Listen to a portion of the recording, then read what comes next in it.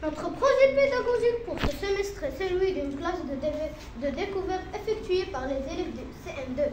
Le thème choisi par les élèves est le cinéma et la réalisation d'une interview. Bonjour, moi je m'appelle Ziad Aouad. Aujourd'hui, moi et mes camarades Emran Hsnaoui et Tariq Hamchi, on va vous montrer comment on peut rédiger une interview. Mais d'abord, on va vous citer les différents types de l'interview.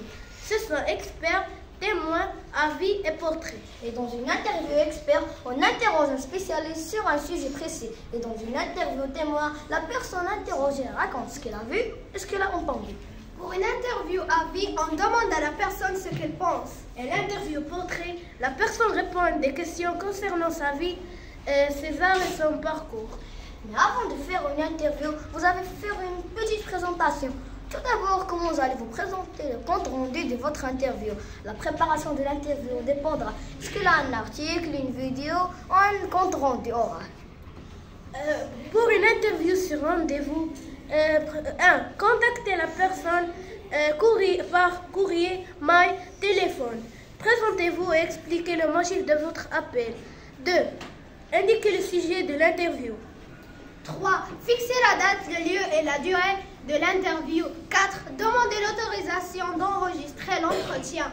Et pour une interview spontanée, c'est-à-dire micro-trottoir, n'oubliez pas de penser au matériel qui va sera nécessaire, comme caméra, dictaphone, et crayon et un carnet. Et préparez à l'avance la manière dont vous allez aborder les gens. Une petite phrase de présentation, plus motif de l'interview, plus demander d'autoriser ou d'enregistrer ou de filmer l'interview. La préparation de l'interview. Pour l'interview soit efficace, il vous faut connaître votre sujet sur le bout des doigts.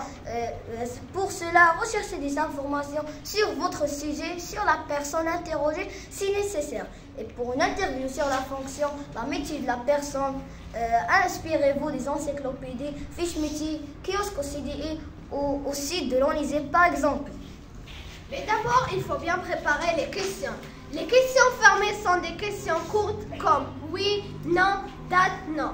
Des questions ouvertes sont des questions larges sur un thème. Mais attention, ces questions sont plus difficiles à exploiter par la suite. Des questions primaires permettent de lancer le sujet et le recadrer. Questions secondaires ou spontanées permettent de rebondir ou d'approfondir les réponses de l'interviewé.